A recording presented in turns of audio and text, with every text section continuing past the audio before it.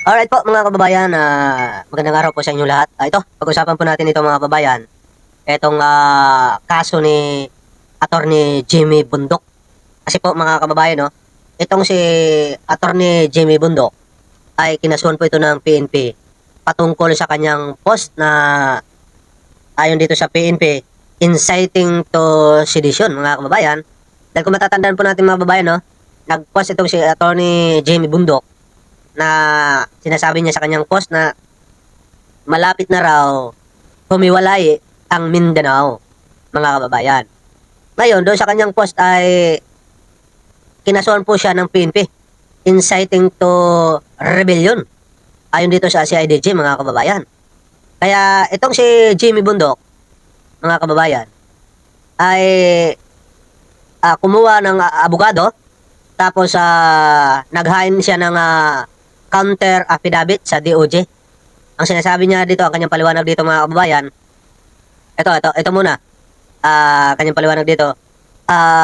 Naghain si Attorney Jimmy Bundok ng counter affidavit sa Department of Justice kaugnay sa reklamong inciting to sedition at inciting to rebellion o insurrection na isinampa ng PNP CIDG laban sa kanya. Kaugnay ito ng kanyang Republic of Mindanao coming soon. Yan ang post sa kanyang social media. Malapit na raw ang Republic of Mindanao coming soon. Ibig sabihin na ang tinutukoy niya dito, kapag naging presidente si Vice President Sara, ay hihiwalay na po ang Mindanao. Imposible naman mangyari yan eh. Kasi ang watawat po natin, nakalagay doon sa watawat natin, Luzon, Visayas, Mindanao. Kaya nga 3 star yun eh. Di ba? Kung hihiwalay ang Mindanao sa Pilipinas, katakot-takot muna na pagdadaanan, di ba? Ninyo, bago nyo magawa yan. Kasi po, wala po yan sa batas mga kababayan. At saka kung gusto nyo palang humiwalay, dapat noon pa. Hindi yung kung kailan na ngayon na ginagawa na ng ang lahat ng ating Pangulong Bongbong Marcos. Saka pa kayo hihiwalay? Anong klaseng pananaw yan? Attorney ka pa naman. Di ba? Tapos, ganyan ka mag-isip. Ngayon, ano bang sinasabi niya dito mga kababayan?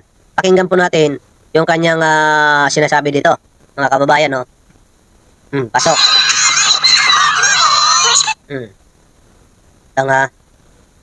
Ito.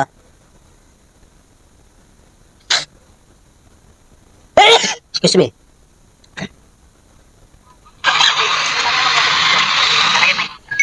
Ako po ay nagsabit ng aking counter affidavit sa tulong ng aking kaibigan at abogado at Atty. Ivan Garnel. Ako po ay nakatanggap noong December 26 ng reklamo for inciting to sedition dahil po sa aking isang Facebook post na kung saan sinabi ko po Republic of Mindanao coming soon. I think marami sa inyo baka nakita yon. So yun po, inciting to sedition and inciting to rebellion and insurrection. Sino sir ang nag-file po nito sa inyo? Ang PNP po, CIDG ang nag-file nito. Meron silang cyber crime division. So meron po sa kanilang papatrol ng mga post and apparently ito ay nakakuha ng kanilang pansin. May gano'n sir, ano naman ang counter nito sir? Yung sinabi ko, na mali po sila. Kasi po, alam naman po natin na ang freedom of speech is very valuable, no? At yung mga kasong ganito, while I do respect all, Napapansin na po kasi ng gobyerno na ang freedom of speech ay ginagamit nyo na lang pansarili nyo sa depensa nyo. Kapag nagkakamali kayo, sasabihin nyo freedom of speech. Yung mga ganyang pananaw na gusto nyo nang umiwalay, kung iisipin natin ng malalim, meron kayong binabalak na kaguluhan. Kaya nga gusto nyo umiwalay. Parang wala pa ito pinagkaiba sa isang NPA. Bakit ang NPA nagtatago sa kabundukan? Kasi nga gusto nila magpalakas, gusto nila lumaban sa gobyerno. Diba? Halos parehas, diba, mga kababayan? Ganun din po yun na kung bakit gusto nyo humiwalay. Kasi nga, may pinaplano kayo. Kaya napupunta sa kaso, inciting to sedition or inciting to rebellion, mga kababayan. Diba? Tama naman ang PNP dito. Sa madaling salita, mga kababayan, itong si Jimmy Bundok, kahit attorney ito, malapit na po ito, makulong. Kaya good luck na lang sa'yo, attorney Jimmy Bundok, dahil sa mga pananalita mo kasi na parang, para ka namang hindi attorney kasi. Diba? Wala kang pinagkaiba dito kay Zoraida. Attorney na matatawag. Ano ba naman yan kung punahin nyo na lang ang ayaw nyo. Hindi yung gagawa pa kayo ng mga salita na alam nyo naman na hindi maganda pakinggan. Di ba? Na magkakaroon ng kaguluhan balang araw. Alam nyo naman na ang namamahala sa bansa natin, nagbabantay sa bansa natin, PNP at militar. Kasi kung wala sila, pinasok na tayo ng mga NPA. Di ba? Ganun lang po yung kasimple mga babayan. Kaya dito kay Jimmy Bondok, gawin mo na lang ang galing mo. Gawin mo na lang ang lahat para makaligtas ka dito. Dahil mukhang sa post mo na yan, tapos hindi mo pa burahin yan. Kahit burahin mo pa yan, naka-screenshot na yan eh. Mukhang mayroon ka paglalagyan dito. Dadalhin ka sa tama mong kalalagyan. Diba? Ito pa, napupuna ko. Mayroon kang abogado. Kumuha ka ng abogado mo para sa counter affidavit. Pero, yung abogado mo, hindi nagsasalita, kundi ikaw. Yung abogado mo, hindi nagpapaliwanag, kundi ikaw. Bakit kumuha ka pa ng abogado? Dapat ikaw na lang. Kaya mo naman pala sarili mo eh. All of the parties involved. And I want to emphasize that, no? I respect all the parties involved. Trabaho lang yan, no? Pero hindi po pwede na lahat na lang po ng mga maliliit na ungot ng mga taong bayan sa Facebook ay sasampa ng reklamong ganito. Kasi ako po, abogado ako, may kakayahan naman akong sagutin ito. Pero iniisip ko po, kahit ako abogado, naantala ko naabala po ako, no? Kahit maliit. Kawawa po yung mga iba na nagbibigay lang ng salubin. And if you can see naman, yung Republic of Mindanao coming soon is not inciting, no? Ito naman po ay isang parang acknowledgement lang na tila lumalakas ang gugo ng mga... Ang PNP, hindi naman niya pinapatulan yung mga maliliit eh. Kayo lang naman, ng mga malalaking social media account na maraming followers, ang pinapatulan. At tama lang naman.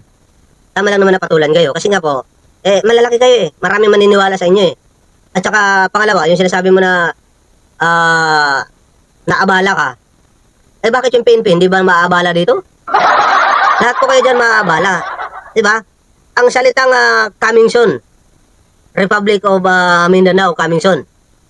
Alam mo kung isipin natin na mabuti, ulitin ko Pag sinabi natin Republic of Mindanao coming soon Republic of Mindanao, parang lumalabas dito, hihiwalay kami. Kapag naging presidente si Sara, hiwalay kami. Tapos, maaari na magkaroon ng kaguluhan. Parang ganun eh. Gagawa kayo ng pamamaraan, diba? Para humiwalay. Bakit kayo hiwalay? Yun ang tanong. Bakit kailangan nyo humiwalay? Adi, may pinaplano kayo. Kaya nga kayo hiwalay eh. Di po ba mga kababayan? Kaya kung kinasuhan ka man, good luck sa'yo. Diba? Congrats, malapit ka na mapunta sa Payatas. Magkikita-kita na kayo doon nila Bong Revilla, Joel Villanueva, Diskaya. Ingat kayo palagi dyan sa Payatas ha.